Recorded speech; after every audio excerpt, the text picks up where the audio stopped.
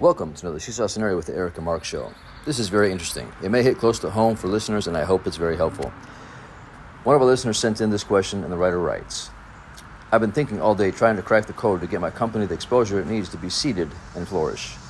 It is based on a solution that I have found to a problem that sports organizations don't know exists, and this problem is seriously affecting their effectiveness and bottom line. Let me tell you, it is a difficult quagmire to be in, and you can imagine the resistance that I encounter when speaking with team leadership, playground executives. Because in their mind, if they, the experts, don't see it, the problem must not exist. I asked around and even did a Google search. Everything that comes up in the search, I've already done. The first thing the search says is that I need to have a credible professional support my system. I've run this idea past several professionals in the arena, and they all agree that it is a much-needed solution. They're even willing to host training once I get this idea approved by mainstream. The second thing Google says is that I must have a compelling case based on the facts, not opinion, of what I propose. All the video footage and documentation of what I've witnessed provides abundant evidence, I think. The third thing Google recommends is that I pitch it to head coaches because they can implement it. I have done that, but most are resistant because, again, they're the experts, and if they don't see the problem, it must not exist. Is encountering the same blocks a sign that something is missing from the approach? Or is it just normal no's to be expected on the road to yes? How say you, Sean and Mark? So this is an interesting inquiry because it's something that we expanded on recently. I believe Eric may have been was definitely one of our most recent segments with Sean, and we talked about it.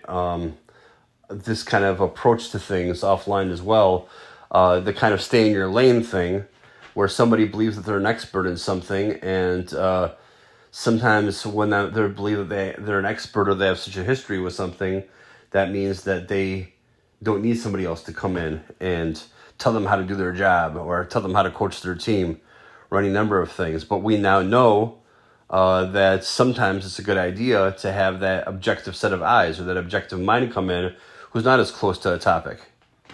So it's kind of like I had talked about before, like, I had a strong record in sales coming in as a new employer, new seller, so to speak, new salesman, because I was not nearly as experienced or close to the subject at hand as many of the veterans had been. And I showed, no bias, and I was very successful, especially at the outset. And of course, other factors that factored in, like economy, whatever else. But anyway, I digress. I think that it's important to pitch an idea the right way. I think that, not that I'm a big expert on sales pitches or anything, but I have worked in business development in the past and that kind of thing. I think that it's important to be at least somewhat concise. They talk about the elevator pitch these days. That's very important. Like in 30 seconds, tell me, what's your mission, or what are you after, or tell me about yourself. What are you trying to accomplish? How can I help you, etc. I think it's also important to lower people's defenses. So let's say you're talking to somebody, like, you're pitching a coach on an idea.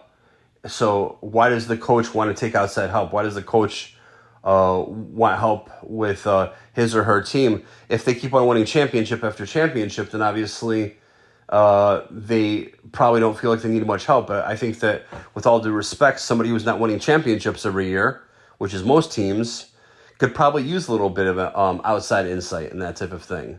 So, but it's important to give people the credit to let them know, hey, you have experience, your team has done well.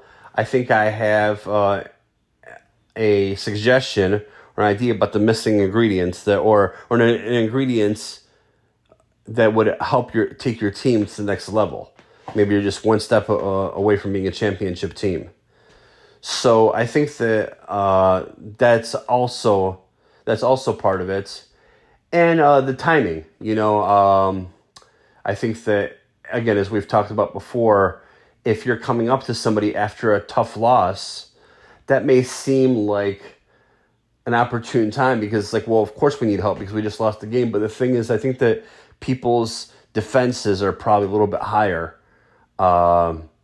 and they're a little bit more emotionally invested and less objective maybe right after a loss that stings or a heartbreaking loss in overtime or something like that. I think that at the point that they've had a chance to allow the loss to sink in, or the processing has occurred, the mental and emotional processing, whatever people go through after losing an event or a tournament or whatever, or a specific game, then you can say, okay, back to the drawing board. What do we need to do to improve as a team or to take that next step? Those are the kind of things that I think. There's some people who just have personalities. You're not going to be able to convince them one way or the other because they think they know everything. With the others, it's just, I think it's a matter of timing, delivery, and approach along those lines. The main thing is to make sure to help lower the defenses of the recipient of the message as much as possible, and see if they'll lend you, see if they'll hear you out. So that's the main thing, and that's pretty much about the best that you can do in that situation. Again, there are, of course, parameters with the playground where they just simply won't let you in some cases, no matter what you do or what you say. And that's just one of those things that we accept and continue to explore in our program. Hey Eric, I love that scenario, and Mark, love some of the main points you made, especially the elevator pitch coming from sales.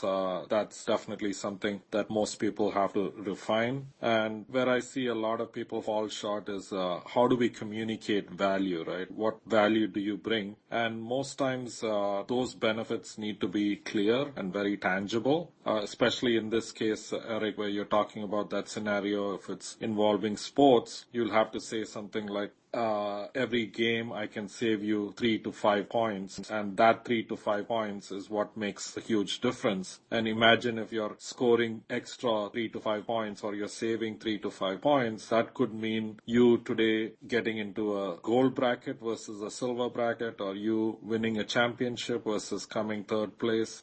And I think like improving even your rate of winning by 10 or 15%. Like, I don't know if you've heard this story before. Olympians, they focus on what they call the 1% improvement. So every day they're trying to improve by 1%, and they're trying to make those smallest tweaks possible. You see this whether it's the British cycling team or it's the swimming team. It's these 1% differences that make that actually helps you win a gold versus a silver, because the margins are so thin. And something like that is something a coach can easily understand, right? You can ask them if by saving 3 to 5 points, it's more than 1% here, but that is the kind of improvement every coach wants for their team. It's small incremental improvements. The other thing is crafting that compelling narrative, right? Like, what's your compelling narrative? And I think this is where you're tying in the real world problem which exists today in that sport, and your innovative approach to solving that problem, but tie it to